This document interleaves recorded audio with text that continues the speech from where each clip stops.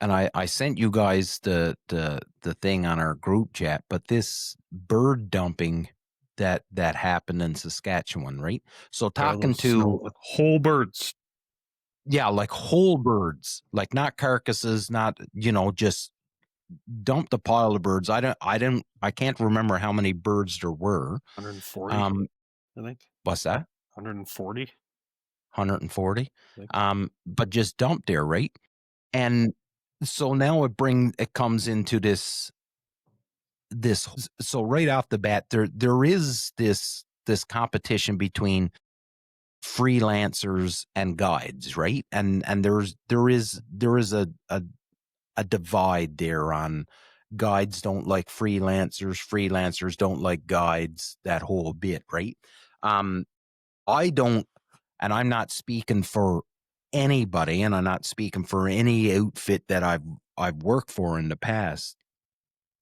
But I don't personally see a big deal with freelancers as long as they're doing everything on the up and up, right? They're being ethical and um they're not being douchebags, right? But now that and this guy, so they have the truck and it has an Ontario plate. So this is what I found out last night after I was talking to you guys, because I'm talking to another fella who he is very interested in what's happening there.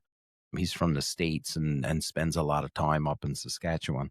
And because I said to him, I said, I think it's an American vehicle. And he said, that's what we had thought originally too, but now the wardens have come out and said it's an Ontario plate.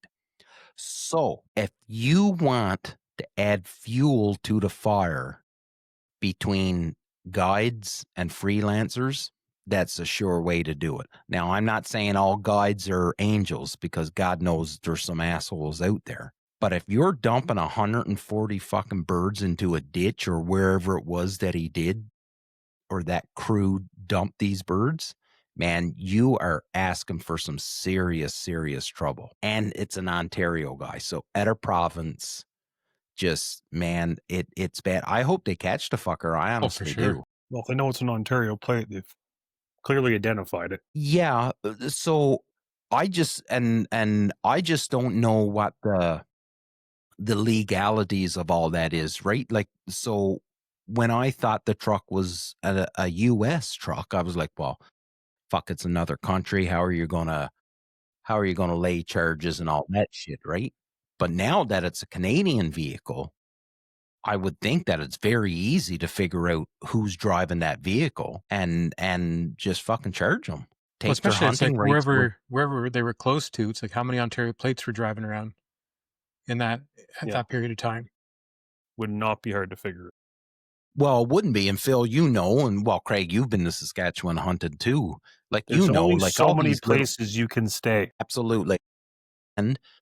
And when you're knocking on farmers' doors, they like, they're not idiots. Like, they're looking out. They see you coming up the laneway. Like, it takes you fucking 10 minutes to drive off the main road to get up to their house anyways.